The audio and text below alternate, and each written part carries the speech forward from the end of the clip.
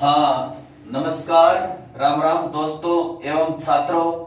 आज GK Ravindra Chauhan channel के ऊपर फिर से अपना टॉपिक राजस्थान की सभ्यताएं का पार्ट 3। इससे पहले 2 पार्ट राजस्थान की सभ्यताओं के मैं डाल चुका हूं। किसी भी कंपटीशन में यह टॉपिक बहुत इंपॉर्टेंट है। राजस्थान की सभ्यताएं, ये राजस्थान की सभ्यताओं में आज अपने चलेगा प्रमुख सभ्यताएं जो बची हुई है तीसरे पार्ट की। इसके अलावा इससे कंपटीशन में पूछे हुए सारे डिटेल से प्रश्न, A to Z प्रश्न जो छोटी से बड़ी परीक्षाओं में और किस तरह से पूछे जाएंगे मैथ के ऊपर, और सारी चीज आपको एक क्लियर करवाऊंगा। राजस्थान का भूगोल, राजस्थान की कला संस्कृति, ये राजस्थान जीके में इससे पहले मैं यूट्यूब पर डाल चुका हूं। राजस्थान का कोई भी टॉपिक, यदि छोटा सा भी टॉपिक यदि बचा हो तो यूट्यूब पर मेरे को आप कमेंट करके जरूर भेजिए, ताकि वो टॉपिक भी मैं डाल सकूं। कोई भी टॉपिक आपको राजस्थान जीके का मिलेगा नहीं। आप किसी भी, दूसरी बात ये, आपको फुल दावे चैलेंज के साथ किसी भी वीडियो से मिला करके देख लीजिए। 20 मिनट का मैटर ये लगभग 4-5 घंटे के मैटर के बराबर है किसी भी वीडियो में। और सारी काम की बातें हैं, छोटी छोटी क्लासों में गागर में सागर भरा गया है। आप किसी भी वीडियो को मिला करके देख लीजिए। तो देखो, इसको पढ़ने से पहले मेरे चैनल को जरूर सब्सक्राइब कर दीजिए। कैसा लगे वो मेरे को कमेंट करिए, ताकि मैं उसमें कोई संशोधन कर सकूं। आज पहला सभ्यता स्थल है अपना ईसवाल। ईसवाल 1 नंबर सभ्यता स्थल है ईसवाल। चाहे कोई भी स्थान हो, कोई भी सभ्यता स्थल हो, सबसे पहले उसके बारे में ये जानकारी लो कि ये है कहां पर। तो ईसवाल सभ्यता स्थल है, ये ईसवाल सभ्यता स्थल यहां पर उदयपुर में है। ईसवाल सभ्यता स्थल कहां पर है? उदयपुर में है। फिर बस उसकी बातें कि यहां पर क्या चीज मिली, क्या नहीं मिली। तो ये ईसवाल सभ्यता स्थल, इस पर क्या मिला है?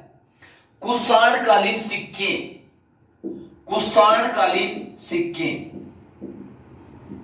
ईसवाल सभ्यता स्थल से कुषाणकालीन सिक्के मिले हैं। कुषाण भारत के इतिहास में एक युग आया था। कुषाण एक वंश आया था। कुषाण वंश का संस्थापक था कुजुल कड़फिसस।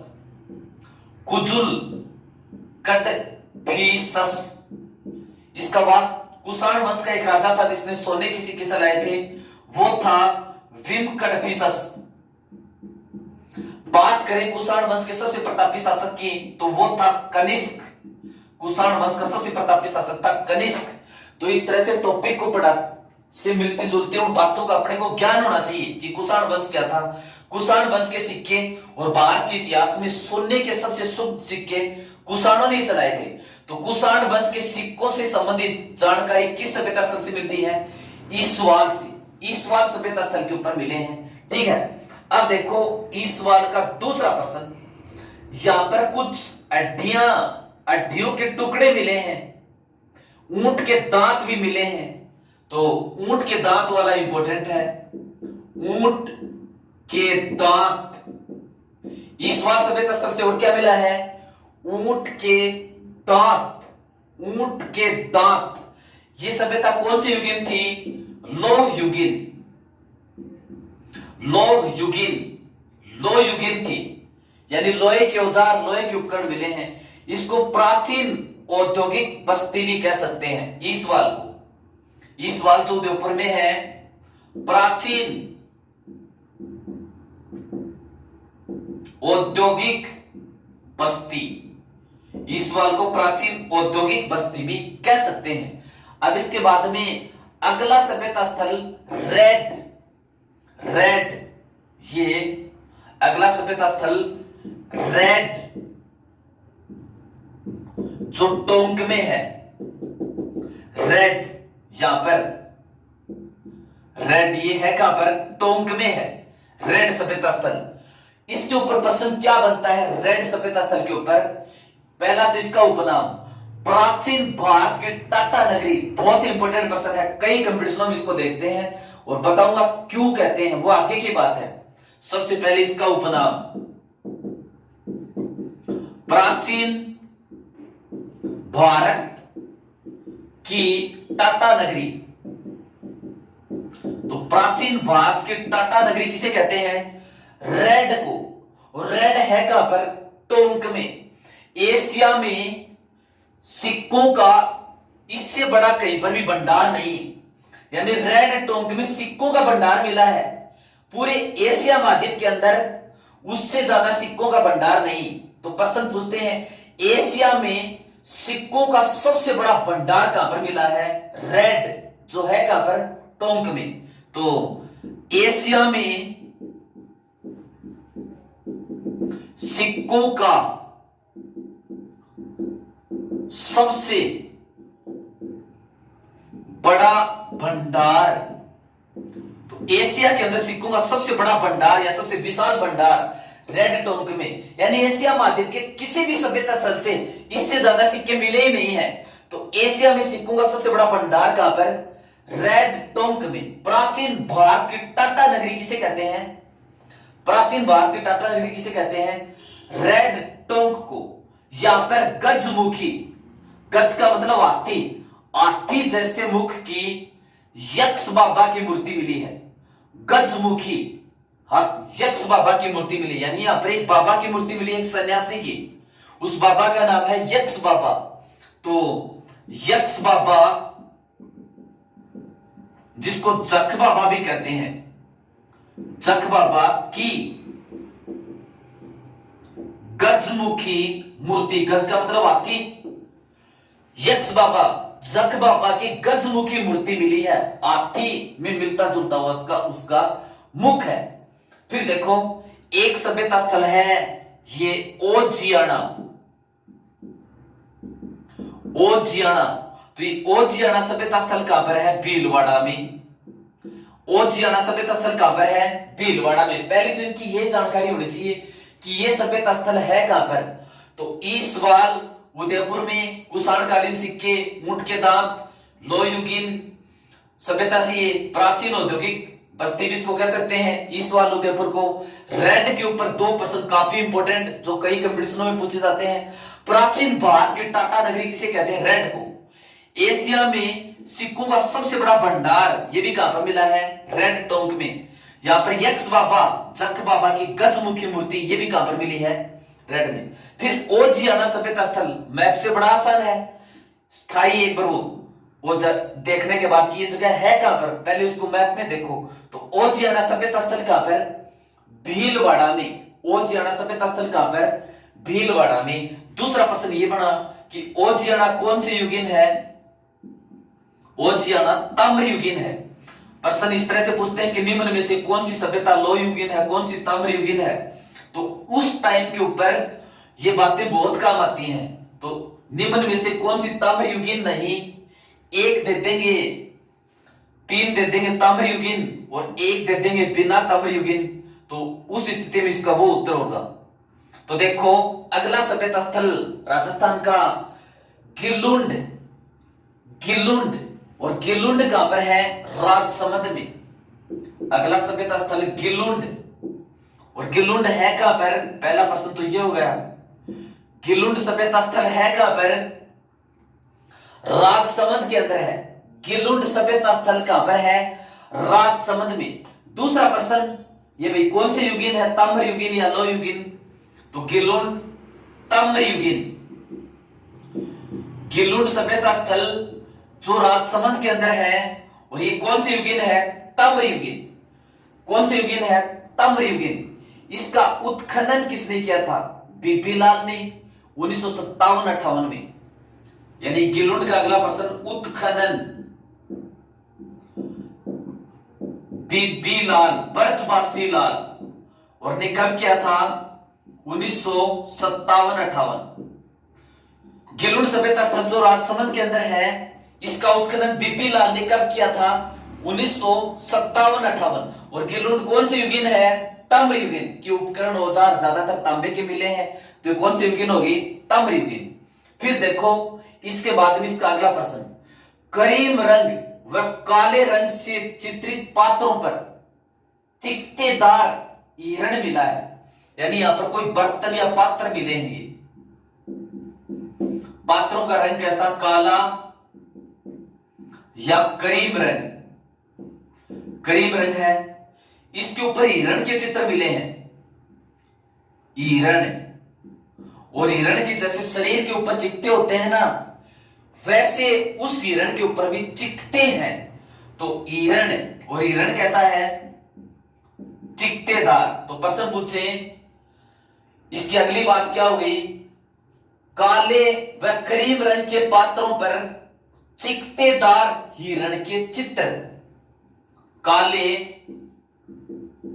व क्रीम रंग के पात्रों पर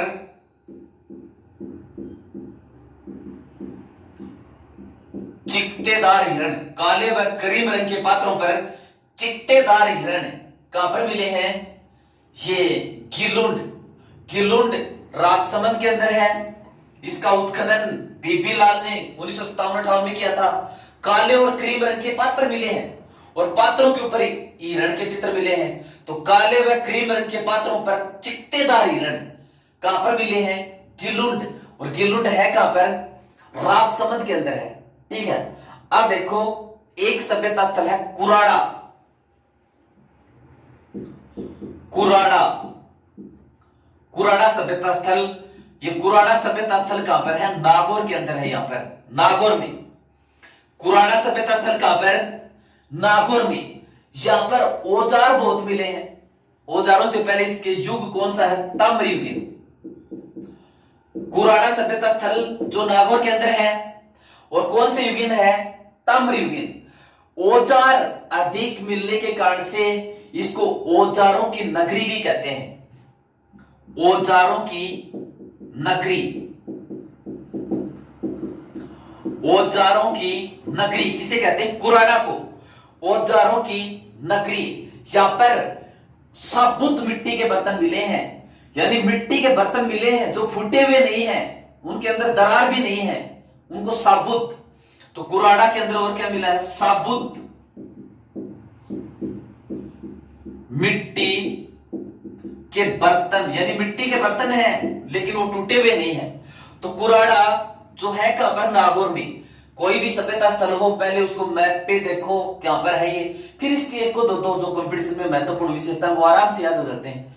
कुराड़ा ताम्रयुगीन सभ्य, ताम्रयुगीन है, औजारों की नगरी भी कहते हैं कुराड़ा को। यहां पर साबुत मिट्टी के बर्तन मिले हैं, यानी मिट्टी के बर्तन जो टूटे हुए नहीं हैं।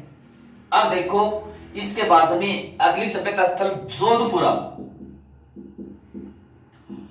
जोधपुरा सभ्यता। नाम तो जोधपुरा है लेकिन है ये जयपुर में।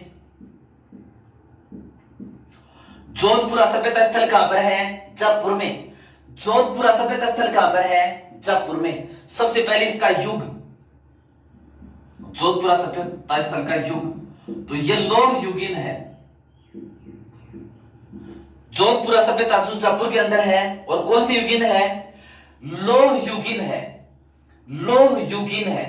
अब इस जोधपुरा सभ्यता स्थल जो जयपुर के अंदर है, ये कौन सी नदी के किनारे है, पहला क्वेश्चन तो ये जोधपुरा सभ्यता स्थल साबी नदी के किनारे है। नदी, जोधपुरा सभ्यता स्थल जो जयपुर के अंदर है, कौन सी नदी के किनारे, साबी नदी के किनारे है। 2-4 बार पढ़ने से बस याद हो जाएगा आराम से, साबी नदी के किनारे है। फिर सुनारी सभ्यता, सुनारी सभ्यता अगला सभ्यता स्थल, ये सुनारी,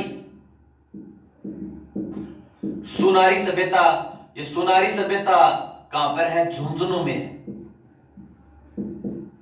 सुनारी सभ्यता स्थल कहां पर है, झुंझुनू में। और ये भी कौन सी युगीन है, लौह युगीन। बस 1-2 बार पढ़ने से आराम से याद हो जाते हैं। सुनारी सभ्यता स्थल झुंझुनू में, लौह युगीन। सुनारी सभ्यता स्थल झुंझुनू में, और कौन सी युगीन है, लौह युगीन है। फिर देखो इसके बाद में नो है, नो है, ये नो है। नो सभ्यता स्थल कहां पर है, भरतपुर के अंदर है। नो है, नो सभ्यता स्थल भरतपुर में है।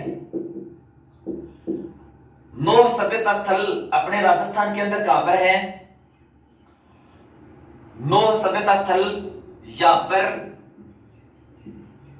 भरतपुर के अंदर है। नौह सभ्यता स्थल कहां पर होगी? पहला क्वेश्चन भरतपुर। सबसे पहले तो यह ध्यान होना चाहिए कि यह सभ्यता स्थल कहां पर है, यह सभ्यता स्थल कहां पर है। तो नौह सभ्यता स्थल कहां पर है? भरतपुर के अंदर है। अब इसके ऊपर क्या प्रश्न बनते हैं? इसका उत्खनन किसने किया था? पहला क्वेश्चन,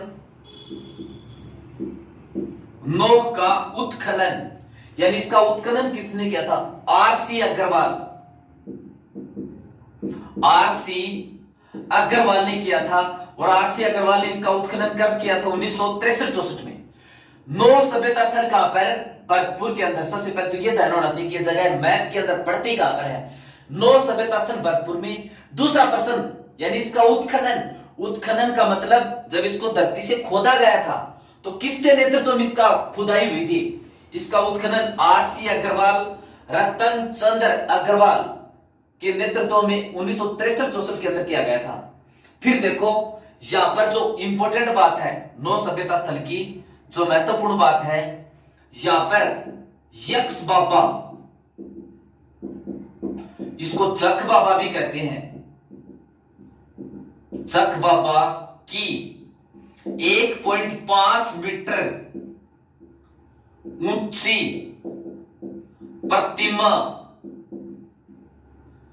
प्रतिमा मिली है। यक्ष बाबा की प्रतिमा मिली है जो शककालीन है, यानी शक वंश के राजाओं के समकालीन है। तो यक्ष बाबा, यहां पर इसकी मूर्ति मिली है, यक्ष बाबा, इसकी प्रतिमा जो 1.5 मीटर ऊंची है। यक्ष बाबा, जिसको जख बाबा भी कहते हैं, इसकी प्रतिमा जो 1.5 मीटर ऊंची है और जो कौन से काल से संबंधित है? शककालीन लगती है, जो शककालीन है। तो राजस्थान के किस सभ्यता स्थल के ऊपर यक्ष बाबा, एक सन्यासी जख बाबा की 1.5 मीटर ऊंची मूर्ति मिली है? तो किस सभ्यता स्थल से? नौह। और नौह सभ्यता स्थल है कहां पर? भरतपुर के अंदर है।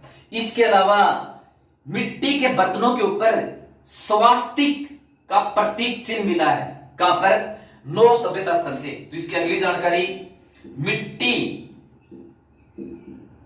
के बर्तनों पर स्वास्तिक चिन्ह। स्वास्तिक किस तरह से? ये स्वास्तिक का निशान नौह के अंदर मिट्टी के बर्तनों के ऊपर और स्वास्तिक का निशान भी मिला है नौह सभ्यता स्थल से। तो नौह सभ्यता स्थल जो भरतपुर के अंदर है, आरसी अग्रवाल ने 1963-64 में इसका उत्खनन किया था। यहां पर यक्ष बाबा, जख बाबा की 1.5 मीटर ऊंची प्रतिमा मिली है जो कौन से काल का बोध कराती है? शक काल का। और मिट्टी के बर्तनों पर स्वास्तिक के चिन्ह भी मिले हैं इस नौह सभ्यता स्थल से। अब देखो इसके बाद में अगला सभ्यता स्थल गरदड़ा। अगला सभ्यता स्थल गरदड़ा। ये गरदड़ा, और गरदड़ा है कहां पर? बूंदी में। गरदड़ा सभ्यता स्थल कहां पर है? बूंदी में। गरदड़ा सभ्यता स्थल कहां पर है? बूंदी में। देश की पहली बर्ड राइडिंग रॉक पेंटिंग यानी शैल चित्र, देश की प्रथम शैल चित्रकारी यहीं से खोजी गई। प्रश्न अगला, देश की प्रथम bird rider rock painting, bird rider rock painting, बताऊंगा इसका क्या मतलब हुआ। गरदड़ा सभ्यता स्थल जो बूंदी में है, गरदड़ा एक जगह है जो है कहां पर? बूंदी में। यहां से क्या मिला है? देश की पहली बर्ड राइडर, बर्ड का मतलब पक्षी, राइडर रॉक पेंटिंग, रॉक का मतलब चट्टान, पेंटिंग का मतलब चित्रकला। इसको हम शैल चित्र भी कह सकते हैं, शैल चित्र भी कह सकते हैं।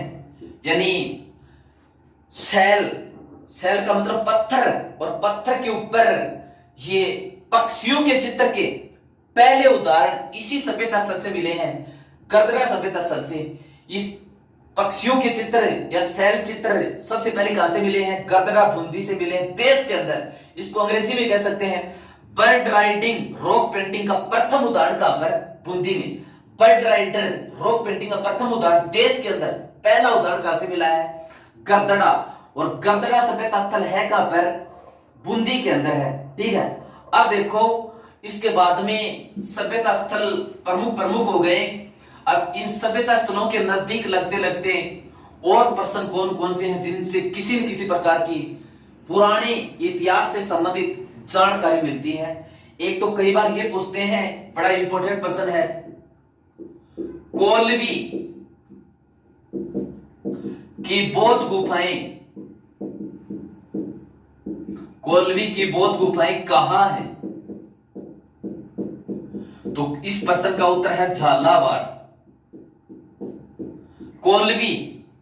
कोलवी की बौद्ध गुफाएं अपने राजस्थान के अंदर, और ये कहां पर है? यहां पर झालावाड़ में। कोलवी की बौद्ध गुफाएं, बौद्ध धर्म से संबंधित इनसे बहुत जानकारी मिलती है। तो कोलवी की बौद्ध गुफाएं, बौद्ध धर्म की गुफाएं हैं कोलवी नामक स्थान पर। तो कोलवी की बौद्ध गुफाएं कहां पर हैं? झालावाड़ के अंदर है। दूसरा प्रश्न ये पूछते हैं, राजस्थान में नील की खेती के अवशेष कहां से मिलते हैं? तो वो भरतपुर से। राजस्थान में नील की खेती के अवशेष, तो नील की खेती के अवशेष भरतपुर से। राजस्थान में नील की खेती के अवशेष, राजस्थान में नील की खेती के अवशेष कहां से मिले हैं? भरतपुर से मिले हैं। फिर अगला जबरदस्त इंपॉर्टेंट प्रश्न है, राजस्थान में गुप्त काल के सिक्कों का विशाल भंडार मिला है। गुप्त काल के सिक्कों का विशाल भंडार राजस्थान में किस स्थान से मिला है? तो इसका उत्तर होगा बयाना, भरतपुर। प्रश्न है, गुप्त कालीन सिक्कों का विशाल भंडार, तो इस प्रश्न का उत्तर होगा बयाना। गुप्तकालीन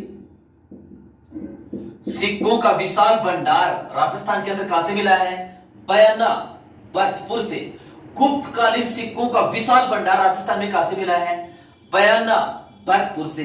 अगला प्रश्न एक बार और पूछते हैं, कई बार, राजस्थान में सबसे प्राचीन जीवाश्म के अवशेष कहां से मिले? राजस्थान में, इंपॉर्टेंट प्रश्न कई बार पूछते हैं, राजस्थान में सबसे प्राचीन जीवाश्म के अवशेष, तो ये एक जगह है पारेवारसान, पारेवारसान, जो यहां पर जैसलमेर जिले में है। राजस्थान में राजस्थान में सबसे प्राचीन जीवाश्म के अवशेष कहां से मिले हैं? तो ये मिले हैं पारेवारसान नामक जगह। पारेवारसान नामक जगह कहां पर है? जैसलमेर के अंदर है। ठीक है, अगला इंपॉर्टेंट प्रश्न, राजस्थान की प्रथम अलंकृत गुफा। अलंकृत गुफा का मतलब गुफा तो बना ली पहाड़ों वगैरह में, लेकिन अलंकृत का मतलब इसके ऊपर कोई चित्रकारी की जाए, उसके अंदर कोई देवी देवता के चित्र वगैरह बनाए जाए। अलंकृत यानी उसको सुंदरता प्रदान की जाए। राजस्थान की प्रथम अलंकृत गुफा, प्रश्न देखो पहले, राजस्थान की प्रथम अलंकृत गुफा, राजस्थान की प्रथम अलंकृत गुफा, तो यह है बांका गुफा। बांका गुफा, और बांका गुफा ये पड़ती कहां पर है? भीलवाड़ा के अंदर पड़ती, यहां पर। राजस्थान की प्रथम अलंकृत गुफा कौन सी है? बांका गुफा, और बांका गुफा है कहां पर? भीलवाड़ा में। फिर देखो एक प्रश्न अगला बहुत इंपॉर्टेंट है, राजस्थान में ताम्रयुगीन, आर्यकालीन, महाभारतकालीन तीनों के अवशेष कहां से मिलते हैं? यानी राजस्थान में ताम्रयुगीन प्लस महाभारतकालीन प्लस आर्यकालीन, तीनों के एक साथ अवशेष ताम्रयुगीन प्लस यानी ताम्रयुगीन की भी जानकारी, महाभारत काल की भी जानकारी, आर्य काल की भी जानकारी, यानी आर्य काल का मतलब वैदिक काल, वैदिक काल की जानकारी। आर्यों ने जब वेद लिखा था तो ताम्रयुगीन, महाभारतकालीन और वैदिक कालीन या आर्यकालीन सभी की जानकारी एक साथ कहां से मिलती है? तो एक साथ मिलती है भरतपुर के अंदर एक जगह है, उस जगह का नाम है नोह। नोह, और नोह है कहां पर? भरतपुर के अंदर है। तो ताम्रयुगीन, महाभारतकालीन, आर्यकालीन तीनों की एक साथ जानकारी के अवशेष कहां से मिले हैं? नोह, और नोह कहां पर है? भरतपुर के अंदर है। तो देखो कोलवी की बौद्ध गुफाएं झालावाड़ के अंदर है। राजस्थान में नील की खेती के अवशेष भरतपुर से मिले हैं। गुप्तकालीन सिक्कों के विशाल भंडार ये बयाना भरतपुर से मिले हैं। राजस्थान का सबसे प्राचीन जीवाश्म के अवशेष पारेवारसाम जैसलमेर से। राजस्थान की प्रथम अलंकृत गुफा बांका गुफा, और बांका गुफा है कहां पर? जैसलमेर के अंदर है। अगला प्रश्न है, पहले प्रश्न लिखता हूं, ये अरावली की कंदराओं में मनुष्य ने सबसे पहले रहना शुरू किया किस स्थान के ऊपर? प्रश्न देखो एक बार, प्रश्न का मतलब देखते हैं। अरावली की यानी राजस्थान, राजस्थान के किस स्थान से पता चलता है कि अरावली की कंदराओं में मनुष्य ने सर्वप्रथम रहना शुरू किया? राजस्थान के किस स्थान से पता चलता है कि अरावली की कंदराओं में मनुष्य ने रहना शुरू किया? देखो ये राजस्थान है, राजस्थान के अंदर ये अरावली पर्वत श्रृंखला है, इस तरह से अरावली पर्वत श्रृंखला, ये विश्व की सबसे प्राचीन पर्वत श्रृंखला है अरावली। और प्रश्न यहां पर प्रश्न किस तरह का है कि अरावली के कौन से क्षेत्र में सबसे पहले मनुष्य ने रहना शुरू किया? तो इस प्रश्न का उत्तर है इंद्रगढ़। इंद्रगढ़, और इंद्रगढ़ पड़ता कहां पर है? बूंदी के अंदर पड़ता है। और इस बात का उल्लेख 1870 में, इस बात का उल्लेख 1870 में सीए एकड ने किया था। सीए एकड ने इस बात का उल्लेख 1870 में सबसे पहले किया था।